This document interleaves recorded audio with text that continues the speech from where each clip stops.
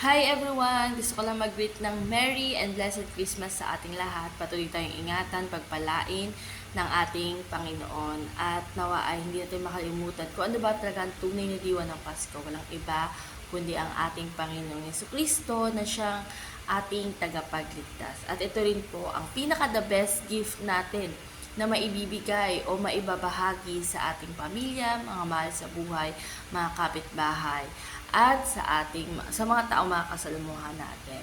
And patuloy tayong ingatan ng Lord, ingatan din natin ang ating sarili, health natin, ingatan natin ang ating mind, ang ating heart, ingatan din po natin mga kapatid. So, God bless us all, and gusto ko lang iwan itong verse na ito sa inyo mga kapatid sa 1:16, sapagkat gayon na lamang ang pag-ibig ng Diyos sa sanlibutan, kaya't ibinigay niya ang kanyang bugtong na anak upang sino man sumampalataya sa kanya ay hindi mapahamak kundi magkaroon ng buhay na walang hanggan. God bless po! Merry Christmas! Take care everyone!